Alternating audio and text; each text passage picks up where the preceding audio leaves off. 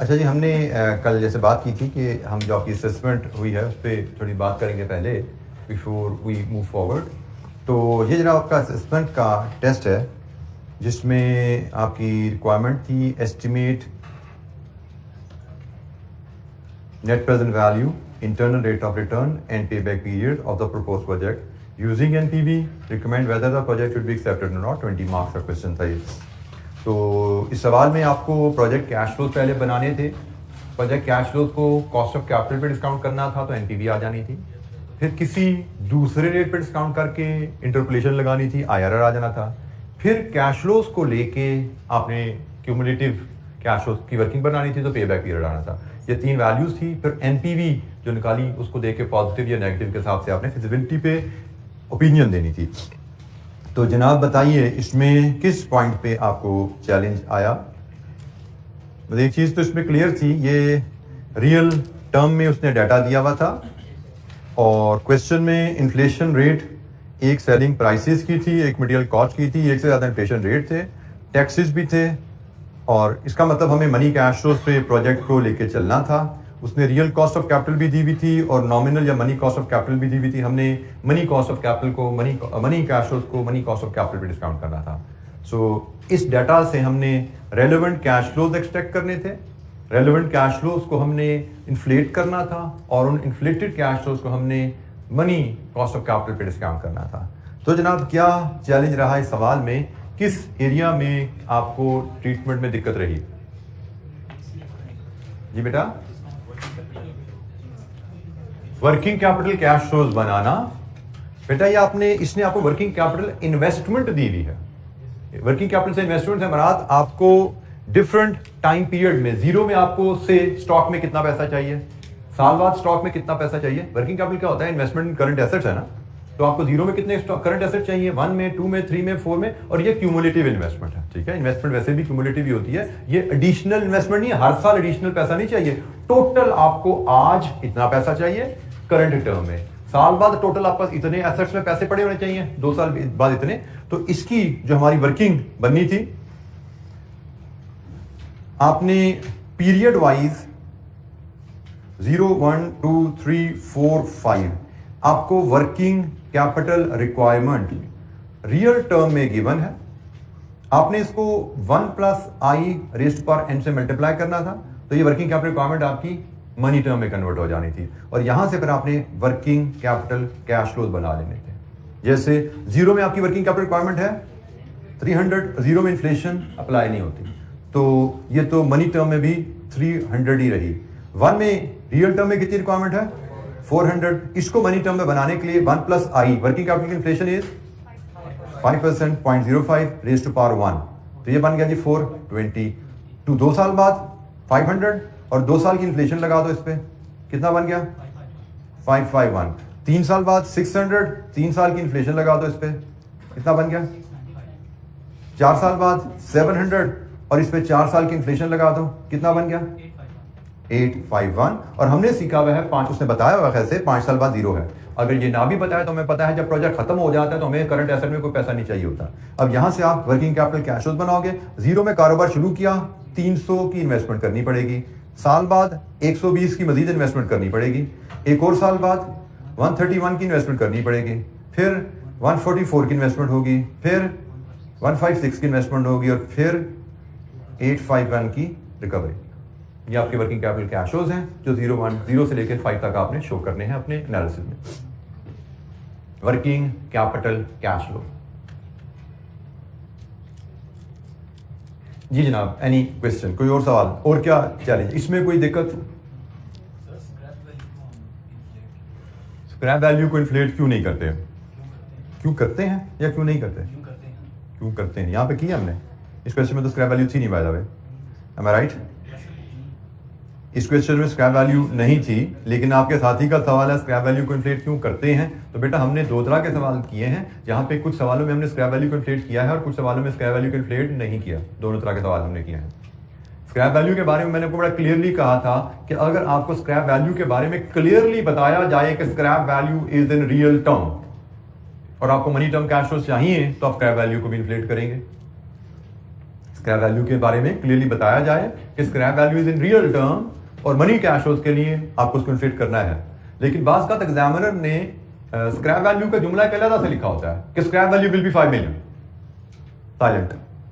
तो जब question silent है तो हम कैश फ्लो को मनी कैश फ्लो ज्यूम करते हैं। ठीक है, हमने ये जनरल बात सीखी है कि क्वेश्चन अगर साइलेंट हो किसी वैल्यू के बारे में तो हम उसको मनी कैश फ्लो ज्यूम करते हैं जी। और इस असेसमेंट से रिलेटेड किसी एस्पेक्ट पे कोई सवाल आपका? इस असेसमेंट का सोल्यूशन आपसे वो भी शेयर कर लिया गया है और ये सोल्यूशन उसी पैटर्न पे मैंने कोशिश की आपसे शेयर किया जाए जो हमारा क्लासरूम का अंदाज है। आज इसका सोल्यूशन अक्सर जैसे मैंने कहा कि हम कभी उठाते हैं क्वेश्चन तो उसमें सोल्यूशन भी डिफरेंट होता है, तो आई मेड श्योर कि सोल्यूशन वैसा ही हो जैसे हमारे एग्जाम का क्वेश्चन होता है। तो हमारा कॉस्ट ऑफ कैपिटल 15% था, ये हमने एनपीवी निकाली, ये एक पार्ट हमारा यहाँ पे हल हुआ। फिर आईआरआर की कैलकुलेशन के लिए दूसरा रेट हमने 20% लेके ये 351 एनपीवी आई और इंटरपोलेशन परफॉर्म की 22.55, ये दूसरा पार्ट हो गया। और कैश फ्लो जब हमने पे बैक निकालना है तो पे बैक के लिए ये हमने कैश फ्लोज पकड़े, ये वाले कैश फ्लोज हैं। इन कैश फ्लोज को हमने इस पे बैक पीरियड की वर्किंग के लिए ये यूज किया यहाँ पे और क्यूमुलेटिव डाटा बनाते हुए हमने 2 इयर्स 3 इयर्स में हम प्लस हो रहे हैं, तो जनाब 3 इयर्स में हमने इसका पे बैक जो कैलकुलेट किया 2.77 ईयर्स है। और आखिर इसमें जो जुमला मुझे मिसिंग नजर आ रहा है वो फिजिबिलिटी के ऊपर उसने पूछा था, एनपीवी को देख के बताइए प्रोजेक्ट फिजिबल है या नहीं है। तो इन्वेस्टमेंट डिसीजन हमें यहाँ पे एक जुमला इस आंसर में नहीं लिखा हुआ, आधा नंबर गालिबन उसका भी 1 नंबर होना चाहिए था। और वो आंसर हमारा होना था एज एनपीवी इज पॉजिटिव। कितनी positive? 1039 is positive, 1039 project is feasible. ये जी हमारा कंप्लीट सोल्यूशन बनता था, ये जुमला यहाँ पे मिसिंग था जी। असेसमेंट से रिलेटेड जी बेटा इंटरेस्ट पेमेंट कैश फ्लोज में कभी भी शामिल नहीं की जाती। उसका जवाब मैंने आपको रीजन बताई भी है कि जब आप कैश फ्लोज को डिस्काउंट कर रहे होते हैं, जैसे यहाँ पे आपने कैश फ्लोज को 15% पे डिस्काउंट किया है, तो 15% डिस्काउंट मतलब कटौती हो रही है ना, ये कटौती takes care of finance cost. So you don't deduct interest payments here. यहाँ पे से रेवेन्यू में से इंटरेस्ट पेमेंट्स आप डिडक्ट नहीं करते क्योंकि आपने डिस्काउंटिंग करनी होती है जी।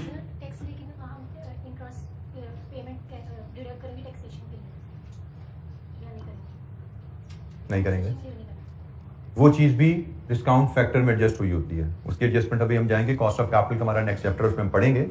टैक्स पर्पसेस के लिए भी इंटरेस्ट पेमेंट लेस नहीं होती। इंटरेस्ट पेमेंट्स भूल जाइए, उसका कोई लेना देना आपका है ही नहीं। कभी भी इन्वेस्टमेंट अप्रेजल के क्वेश्चन में इंटरेस्ट पेमेंट्स ना कैलकुलेट की जाएंगी, ना ट्रीट की जाएंगी for any purpose. Depreciation is the only thing जो हम टैक्स पर्पसेस के लिए सिर्फ डिडक्ट करते हैं जी। कोई सवाल जी? किसी और एस्पेक्ट पे ये जो हमने क्वेश्चन असेसमेंट में दिया था, किसी और एस्पेक्ट पे आपको इशू जी?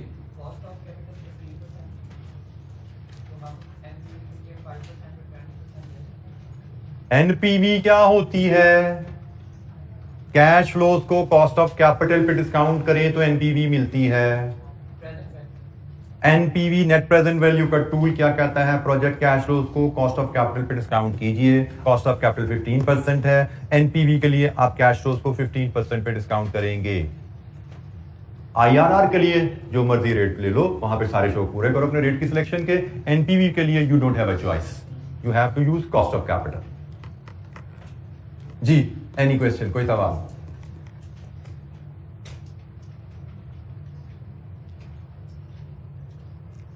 अच्छा जी, सोर्स ऑफ फाइनेंस पे हमारी डिस्कशन चल रही थी, उसको हम थोड़ा कंक्लूजन की तरफ लेके चलते हैं। नेक्स्ट सोर्स ऑफ फाइनेंस जो हमारे पास है that is Islamic source of finance.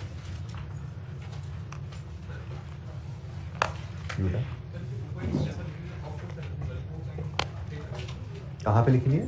किस पेज पे? पेज नंबर 95 पे।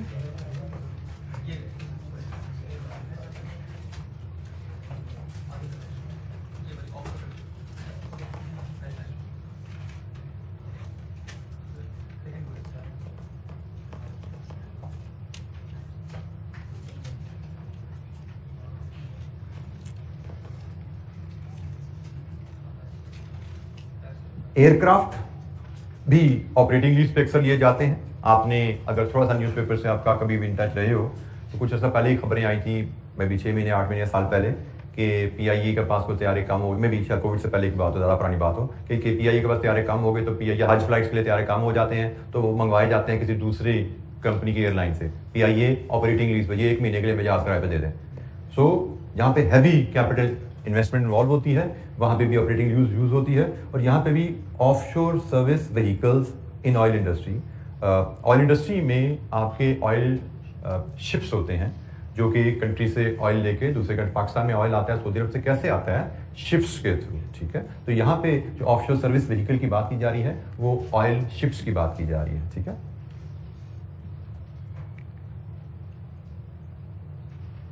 अच्छा जी, इस्लामिक फाइनेंस जैसे मैंने आपसे कल शेयर किया था, ये हमारे सिलेबस में नया एक एस्पेक्ट ऐड किया गया है। सरप्राइजिंगली ये सिलेबस, इस्लामिक फाइनेंस का सिलेबस इंटरनेशनल सिलेबस में, अगर मुझे सही तरह याद है, कोई 13-14 साल पहले ACCA UK ने अडॉप्ट कर लिया था।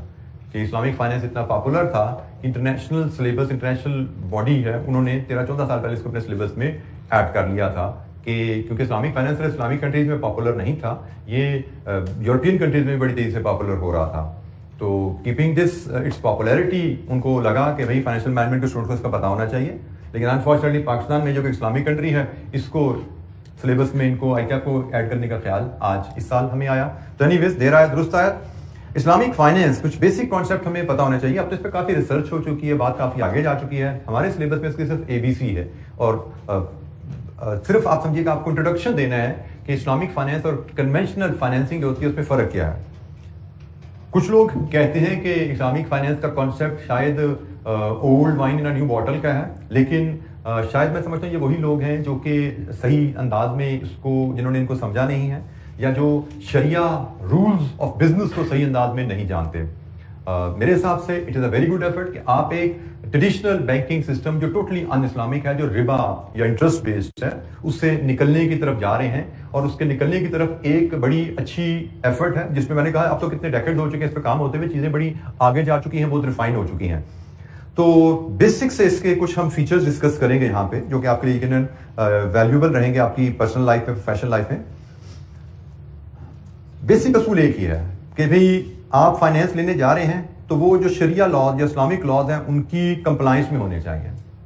और शरिया लॉ की कंप्लाइंस में होने के लिए ज़रूरी है कि जो चीज़ें इस्लाम में मना हैं वो आपके उस एग्रीमेंट के, फाइनेंसिंग एग्रीमेंट में शामिल ना हो। जैसे सबसे पहले इस्लाम में रिबा या इंटरेस्ट का तस्वर हराम है। अब इंटरेस्ट होता क्या है? हमें पता है कि पैसे पे पैसा। इस्लाम में इंटरेस्ट क्यों हराम है, ये हमारे सिलेबस में चीज़ लिखी तो नहीं, लेकिन मैं जनरल डिस्कशन के लिए आपसे डिस्कस करता हूँ। इंटरेस्ट कहाँ से आता है? जब मेरे पास पैसा सरप्लस है और आपको उस पैसे की ज़रूरत है, मैं वो पैसा आपको इस्तेमाल के लिए दूं और कहूँ इसमें मुझे फिक्स रिटर्न दो, ये इंटरेस्ट है। अब इस्लाम में इंटरेस्ट क्यों हराम है, उसकी मल्टीपल रीजंस हैं। सबसे पहली रीज़न, इस्लाम हमें सरप्लस पैसा जमा करने से मना करता है। मतलब मेरे पास सरप्लस पैसा है, ठीक है, ये नहीं कि मुझे मेरे पास है तो मैं ना रखूं, लेकिन मेरे पास है और आपके पास नहीं है, आपको उसकी जरूरत है, तो मेरे लिए हराम है कि मैं आपकी जरूरत को एक्सप्लॉइट करते हुए आपकी जरूरत पूरी करूं, उससे बदला मांगू आपसे। मैं आपकी जरूरत पूरी कर सकता हूं तो मुझे Islamic being your Islamic brother ये हुक्म है कि मैं आपकी मदद करूं और उसके लिए मैं आपसे कोई रिटर्न इंटरेस्ट ना लूं, क्योंकि it will become an exploitation कि आप जरूरतमंद हो और आपकी जरूरत मैं पूरी कर सकता हूं, इसलिए मैं आपसे नाजायज फायदा मांग रहा हूं। This is the first reason, main reason जिसकी वजह से हम कहते हैं इस्लाम में इंटरेस्ट हराम है, क्योंकि हमें हुक्म दिया गया कि भाई मेरे पास अगर जरूरत है मेरे किसी भाई को मैं पूरी कर सकता हूं, मुझे पूरी करनी चाहिए, उसके लिए मुझे किसी रिटर्न की उम्मीद नहीं करनी चाहिए, because it will come an exploitation. दूसरी चीज, इस्लाम में स्पेकुलेशन, गैम्बलिंग, वो भी हराम है। तो हमारी कोई ऐसी ट्रांजैक्शन एग्रीमेंट नहीं होना चाहिए जिसमें गैम्बलिंग का एस्पेक्ट रिफ्लेक्ट होता हो। तो नॉर्मली हमारे जो भी इस तरह के एग्रीमेंट्स होते हैं उनको जो इस्लामिक शरिया लॉ के एक्सपर्ट्स होते हैं वो रिव्यू करते हैं। जितने भी इस्लामिक बैंक्स फाइनेंसिंग एग्रीमेंट करते हैं वो सारे एग्रीमेंट्स अप्रूव्ड और वेटेड होते हैं बाय सम शरिया लॉ एक्सपर्ट, कि उनकी कोई ट्रांजैक्शन, कोई टर्म शरिया लॉ से कॉन्ट्राडिक्शन में ना हो। जी बेटा, इस्लामिक बैंक में बेटा मैंने क्या बोला कि इंटरेस्ट हराम है, और इस्लामिक फाइनेंस का कोई एग्रीमेंट ऐसा नहीं हो सकता जिसमें हराम चीज शामिल हो, ठीक है। They don't charge you interest. वो कैसे इनकम कमाते हैं उस पर भी हम बात करेंगे। इनकम तो बहरहाल बिजनेस कर रहे हैं, इनकम तो कमानी है, लेकिन वो किस तरह कमाएंगे उस पर हम बात करेंगे। बट इंटरेस्ट इज फॉरबिडन इन इस्लाम। अच्छा जी, इस्लामिक फाइनेंस में जो बेसिक ट्रांजैक्शन की जाती है कि आप जो भी फाइनेंस की ट्रांजैक्शन होती है उसको कभी भी हम as a finance lending transaction में नहीं लेते, उसके नीचे कोई ना कोई इकोनॉमिक ट्रांजैक्शन रखी जाती है। और lender can not charge Riba from the borer. पैसा मैं जरूर दे रहा हूं लेकिन मैं आपको उधार नहीं दे रहा। इंस्टेड हम एक किसी बाइंग सेलिंग एग्रीमेंट में जाते हैं, और उस बाइंग सेलिंग नॉर्मली इस्लाम में कैसे होते हैं, या तो प्रॉफिट शेयरिंग एग्रीमेंट में आप जाएं, प्रॉफिट लॉस शेयरिंग एग्रीमेंट में जा सकता है लेंडर, या फिर बाइंग सेलिंग एग्रीमेंट में जा सकता है। फॉर एग्जांपल एक नॉर्मल बैंक में आप जाओगे, आपको भी जी मुझे पैसा चाहिए, कहीं कहीं कितना चाहिए, 100 रुपया चाहिए, ले जी 100 रुपया लोन ले लीजिए, 10 रुपये पर एनम इंटरेस्ट है। Normal bank will lend you like this. लेकिन आप किसी इस्लामिक बैंक में जाएंगे, वहां पे दो ऑप्शन हो सकते हैं। एक प्रॉफिट लॉस शेयरिंग हो सकती है जो कि अनकॉमन है, क्योंकि banks normally profit loss sharing में जाकर रिस्क ज्यादा नहीं लेते होते। दूसरी चीज हो सकती है, वो कहते हैं जी आपको पैसा 100 रुपया चाहिए, किस लिए चाहिए, आपने कहना है जी मैंने वो कुर्सी खरीद के ना बेचनी है, तो कुर्सी खरीद के बेचनी है, तो बेच के जब पैसे आएंगे तो मैं उस मुनाफे में से आपको पैसे वापस कर दूंगा। लेकिन अभी मेरे पास कुर्सी खरीदने के पैसे नहीं है, तो बैंक वुड से कि मैं आपको कुर्सी खरीद के दे देता हूं, मैं आपको कुर्सी खरीद के दे देता हूं, आप मुझसे कुर्सी खरीदिए, आपके पास पेमेंट देने के पैसे नहीं है, पेमेंट आप 6 महीने बाद दे देना। अब एक ये ट्रेड ट्रांजैक्शन होगी, पेमेंट 6 महीने या साल बाद दे देना। लेकिन आप चूंकि मुझसे उधार पे कुर्सी खरीद रहे हो तो ये कारोबार का नाम है, कैश की प्राइस फर्क होती है, उधार की प्राइस फर्क होती है। तो कैश पे ये कुर्सी तो आज मुझसे खरीद लो, मैं आपको 100 रुपए की दे देता हूं, लेकिन अगर आपने पेमेंट मुझे साल बाद करनी है तो 110 रुपए की मैं आपको बेचूंगा कुर्सी। कुर्सी मुझसे ले लीजिए, पेमेंट साल बाद कीजिएगा, कीमत 110 है। अब कहने को बात वही लग रही है जी, 100 रुपया उधार ले लें 10% सालाना पे, तो भी साल बाद 110 ही देना ना आपने, लेकिन कुर्सी खरीद लें, कीमत 1 साल बाद पे करें। On the face of it लगता है शायद बात वैसी है, लेकिन अंडरलाइन कॉन्सेप्ट बदल गया। पहले केस में आपको पैसा उधार दे रहा हूं, दूसरे केस में मैं आपको कुर्सी क्रेडिट पे बेच रहा हूं। तो कुर्सी क्रेडिट पे बेचना इज एन इकोनॉमिक ट्रांजैक्शन, और ये जमाने कदीम से चलता आ रहा है। कारोबार में कैश की प्राइस और होती है, क्रेडिट की प्राइस और होती है। तो कैश की प्राइस 100 है, क्रेडिट की प्राइस 110 है, दोनों चॉइसेस आपके पास है। आप अपनी मर्जी से क्रेडिट की चॉइस को ऑप्ट कर रहे हो कि 110 की कुर्सी खरीद के 1 साल बाद की पेमेंट को ऑप्ट कर रहे हो। This is your choice. Knowingly you have purchase a chair on credit at 110 price in an open market.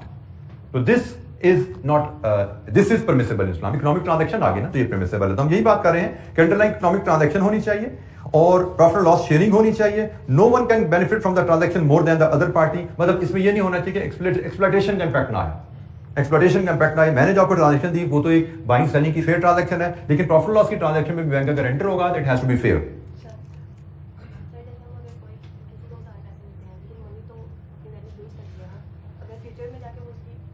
बेटा ये सारी फ्यूचर वैल्यू, मनी वैल्यू, ये सारी बैंकिंग कॉन्सेप्ट है, ट्रेडिशनल बैंकिंग कॉन्सेप्ट है, जो कि इस्लामिक कॉन्सेप्ट से जरा हटके हैं।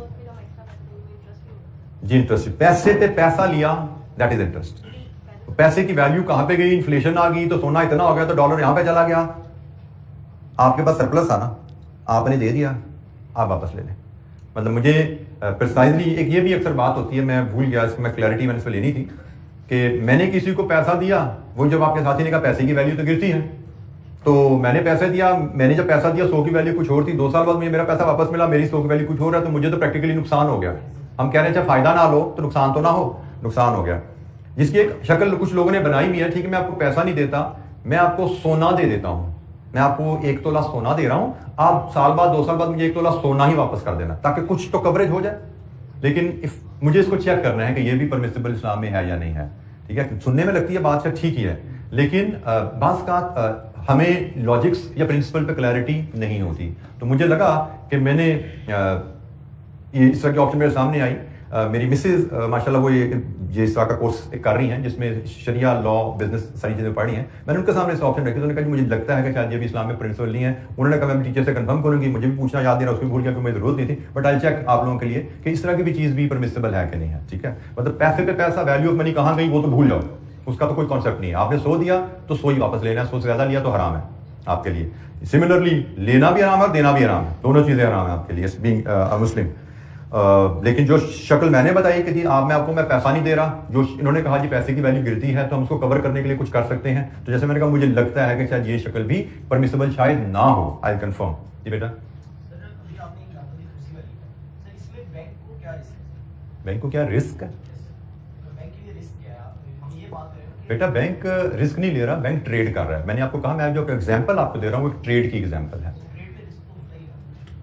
बेटा ट्रेड में ये रिस्क क्या हो सकता है? आपने आज कुर्सी खरीदी है, बैंक को पैसे देने के लिए, साल बाद आपका कारोबार बंद हो जाए, बैंक को पैसे ना दे पाओ आप, ट्रेड है। पार्टी बैंकरप्ट हो जाती है, साल में नहीं दे पाती, ट्रेड का रिस्क अपनी जगह। कैश नहीं दिया, उसने 1 साल का उधार दिया ना आपको, 1 साल बाद आप कारोबार चल रहा होगा, आप जिंदा हो गए, फिर दे पाओगे ना पैसे। आपका कारोबार बंद हो गया, कहाँ से दोगे पैसे? खुदा ना खास्ता आप जिंदा नहीं रहे, कहाँ से दोगे पैसे? कारोबार में रिस्क है, तो वही रिस्क जो कारोबारी को है वही रिस्क बैंक को है, because bank is into trade now. तो ट्रेड का जो रिस्क है वो बैंक के पास है। जी, कोई और सवाल? सर इसका मतलब ये है कि इसमें कह सकते हैं कि time value of money underlying economic transaction को इस्लाम एक्सेप्ट कर टाइम वैल्यू ट्रेड के कॉन्सेप्ट को जब हम लें तो हम ये कह रहे हैं, आपके साथी का कहना है कि टाइम वैल्यू ऑफ मनी के कॉन्सेप्ट को इस्लाम बाय दिस प्रिंसिपल कि जी कैश पे प्राइस और है, क्रेडिट की प्राइस और है, उसको एक्सेप्ट कर रहा है। बेटा इसको टाइम वैल्यू ऑफ मनी के कॉन्सेप्ट को हम कहें ना कहें, लेकिन ये एक नॉर्मल ट्रेड डील है जो नोइंग बायर और एक नोइंग सेलर के दरमियान एक ओपन मार्केट में हो रही है।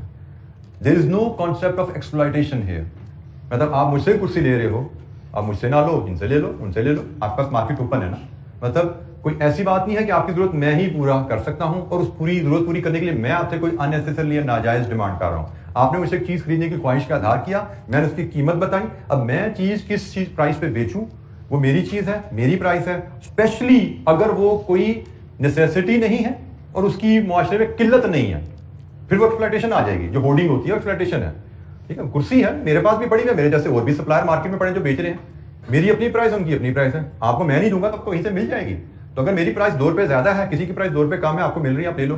ठीक है, तो दिस इज परमिसिबल, ये नॉर्मल ट्रेड नॉर्म्स हैं।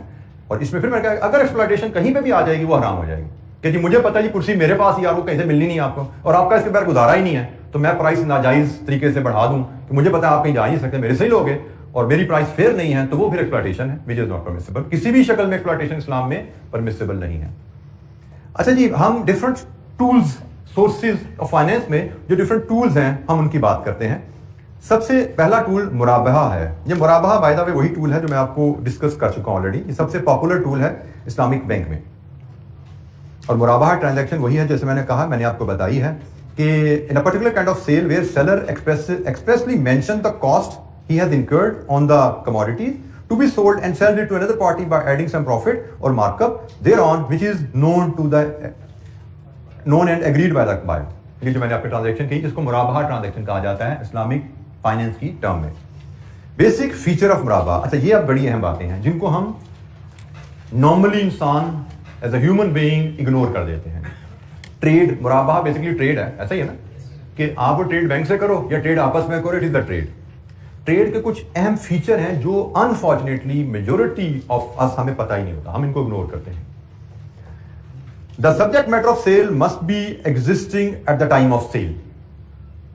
जिस चीज को बेचा जा रहा है वो एग्जिस्ट करनी चाहिए। और हमारे यहाँ पे आपको पता है ना, रियल स्टेट में सौदे होते हैं, प्लॉट खरीद लें जी, कहाँ पे है प्लॉट जी, हम जमीन खरीद रहे हैं, उसको डेवलप करेंगे, फिर आपको उसका नंबर बताएंगे। तो जो चीज एग्जिस्ट नहीं करती ऑन ग्राउंड, इस्लामिक प्रिंसिपल के तहत आप उसको बाय नहीं कर सकते। मतलब आप वही चीज बाय कर सकते हो, वही हलाल आपके लिए खरीदना, वही हलाल है आपके लिए बेचना जो एग्जिस्ट करती है। अब हम यहाँ पे अक्सर सोसाइटीज में होता है, आप पैसे दे देते हो, प्लॉट आपका कौन सा, बैलेंसिंग करके बताएंगे। इस्लामिक प्रिंसिपल के तहत इट इज नॉट परमिसिबल। जो चीज एग्जिस्ट नहीं करती, आइडेंटिफाइबल नहीं है, उसकी ट्रेड परमिसिबल नहीं है। Subject matter of sale must be in the ownership of the seller at the time of sale. हमारे यहाँ पे मैं रियल स्टेट से एक और एग्जाम्पल ले लेता हूं। हमारे रियल स्टेट में बड़ी कॉमन एग्जाम्पल है कि मैंने एक जमीन का सौदा किया। सौदा करने के डिफरेंट फेजेस होते हैं। पहला फेज होता है कमिटमेंट फी, कि I will buy from you, ये लीजिए मेरी एक 1% आप कमिटमेंट मनी रख लें। फिर दूसरी चीज होती है जिसको हम कहते हैं एग्रीमेंट टू सेल, जिसमें पार्शियल पेमेंट कर दी जाती है, मे बी 20%, 25%। ये एग्रीमेंट हमारा साइन हो गया, ये 20% पेमेंट पकड़ी है, हमारा एग्रीमेंट लॉक हो गया, बाकी पेमेंट मैं आपको 3 महीने बाद करूंगा।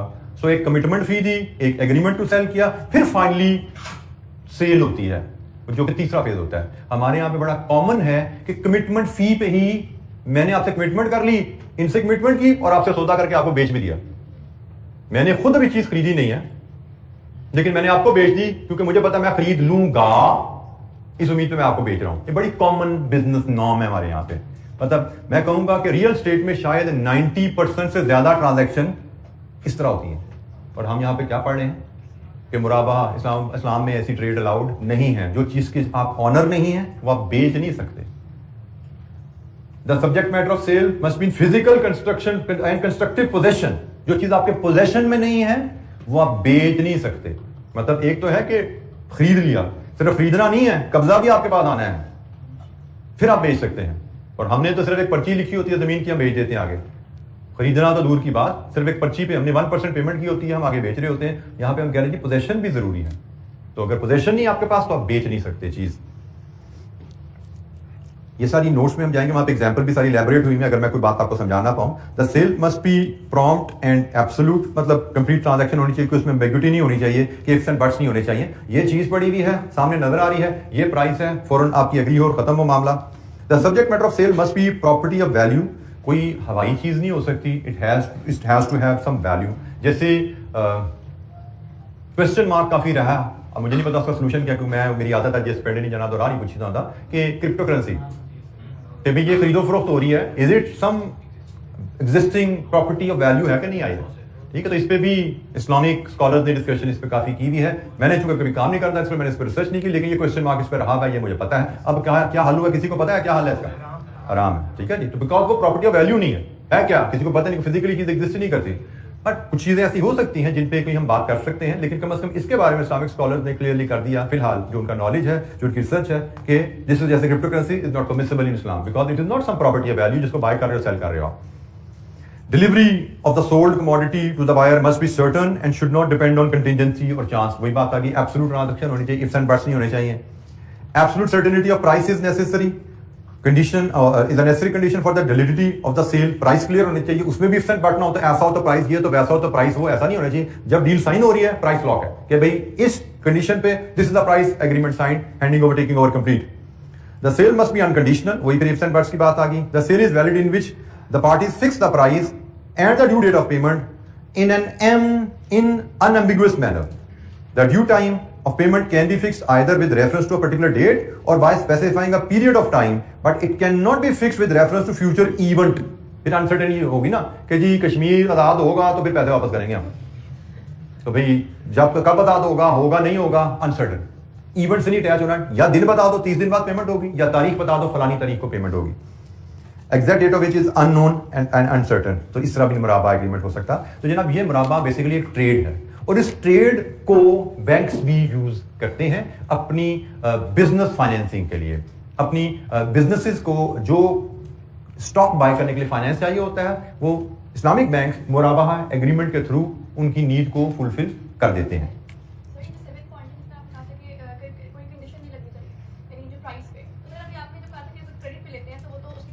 बेटा कंडीशन मतलब कि भाई ये होगा तो तुम ये प्राइस पे करना, ये होगा तो ये प्राइस करना, एग्रीमेंट हो गया, ऐसा नहीं।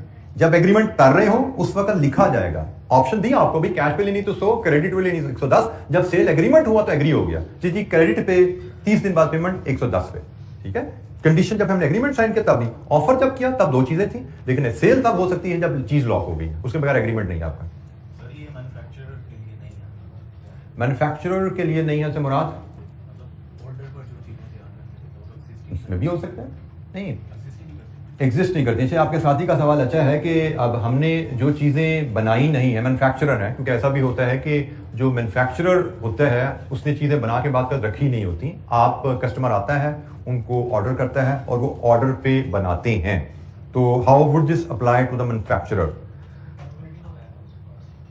कैपेसिटी है, उसके पास रॉ मटेरियल है, और लेकिन फिजिकली चीज एग्जिस्ट नहीं करती, उसके रॉ मटेरियल एग्जिस्ट करते हैं। बेटा मैंने अब इतनी चीजें पढ़ी नहीं है इस्लामिक फाइनेंस पे ना, तो normally this is a trade norm, ऐसा होता है, रहा है। तो I think there must be some room, क्योंकि इसमें कोई अपरेंटली जो बाकी चीजें हम निकाल दें तो स्किल भी है बंदे के पास, उस पर रॉ मटेरियल भी है, उस पर फैक्ट्री भी है, फैसिलिटी भी है, तो एवरीथिंग इज सर्टन।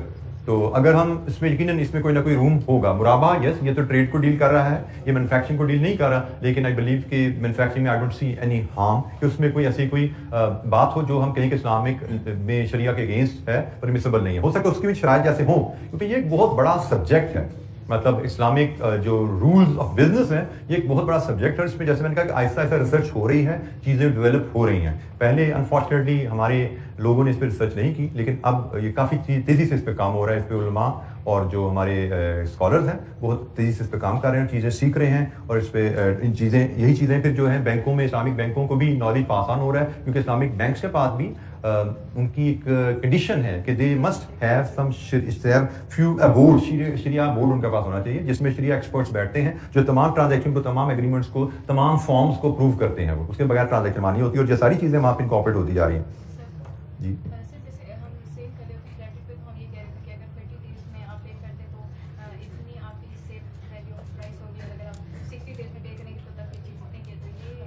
अच्छा जी, ये आपके साथी ने कहा कि हमने कहा जी 30 डेज की प्राइस ये है, 60 डेज की प्राइस ये है। यस, जब आप प्राइस ऑफर कर रहे हैं, you have this right to make different offers, लेकिन once you have to lock a sale, you have to agree a price, you will agree with a price कि जी से कैश पे आपने कहा जी 100 की है, 30 डेज में 105 की है, 60 डेज में 110 की है। आपने बायर के सामने चीज रखी, बायर ने एग्री किया जी मैं 30 डेज बाद आपको 105 की पेमेंट करूंगा, एग्रीमेंट साइन हो गया।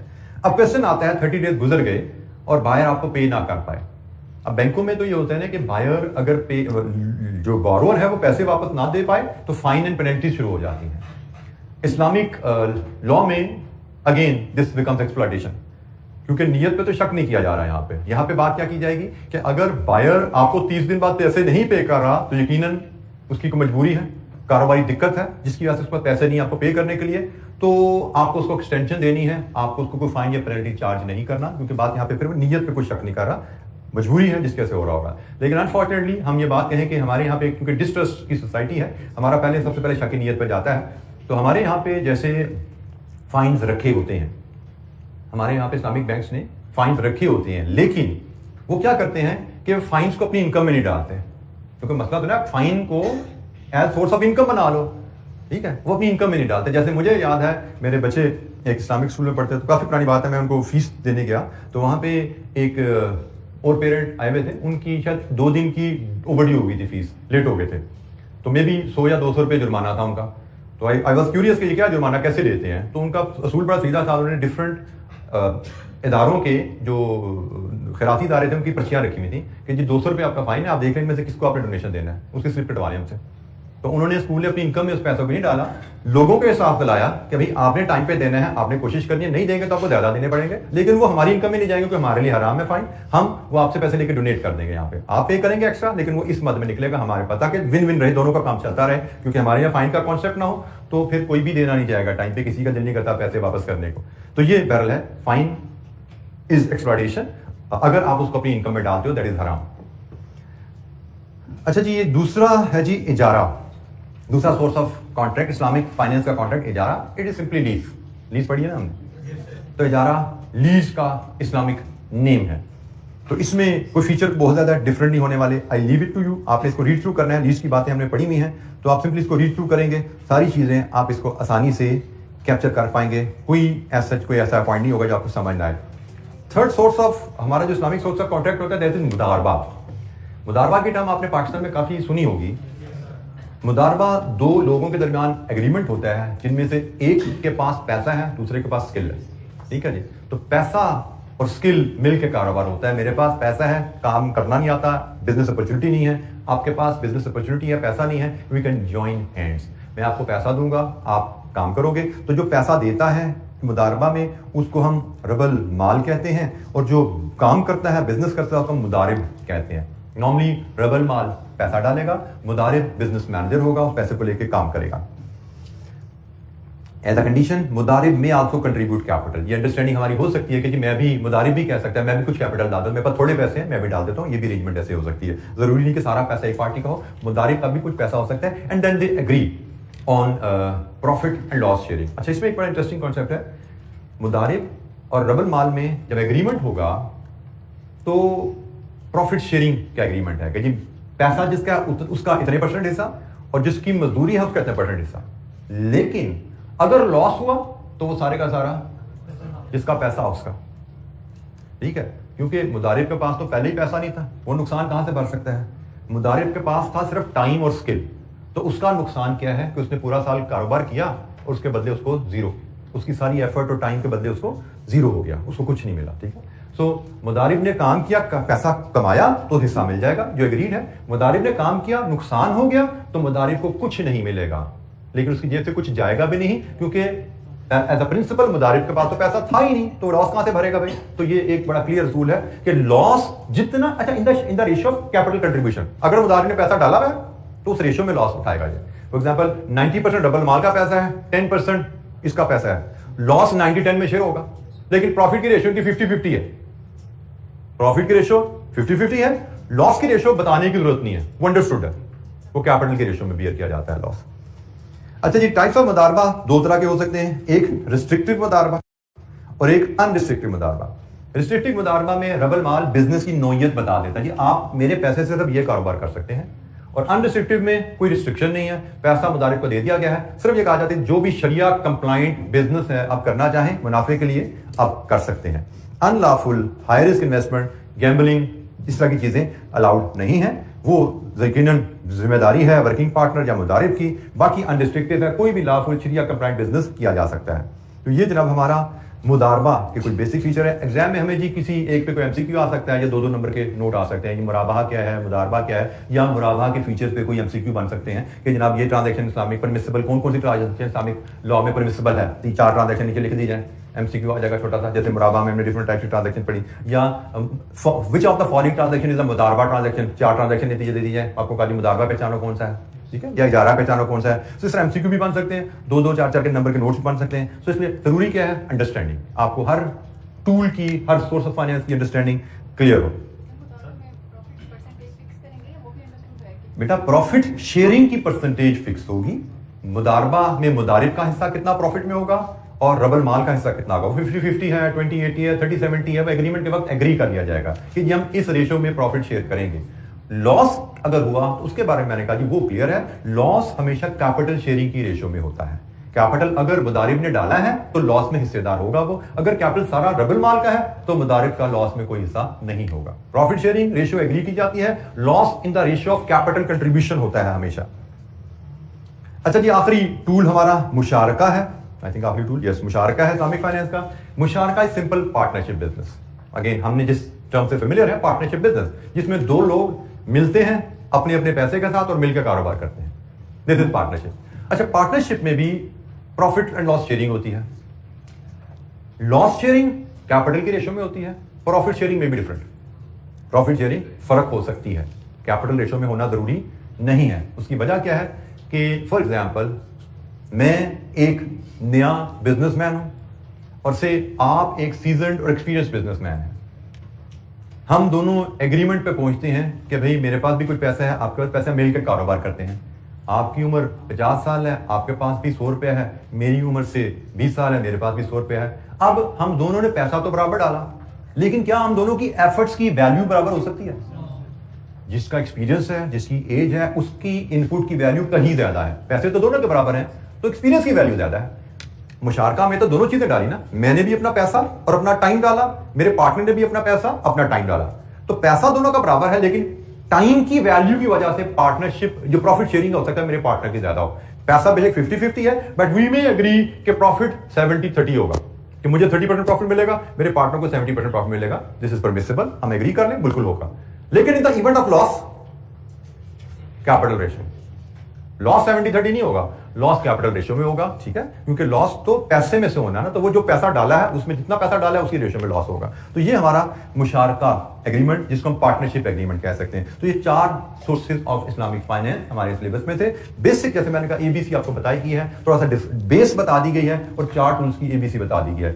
इसके अलावा जैसे मैंने कहा इसमें बहुत ज्यादा रिसर्च हो रही है, इस पे एमएस हो रही है, इस पे पीएचडी हो रही है, डिफरेंट एरियाज पे रिसर्च चल रही है। तो आप लोगों का इंटरेस्ट हो, किसी को शौक हो तो अपनी मर्जी से पढ़ना चाहे जरूर पढ़िए।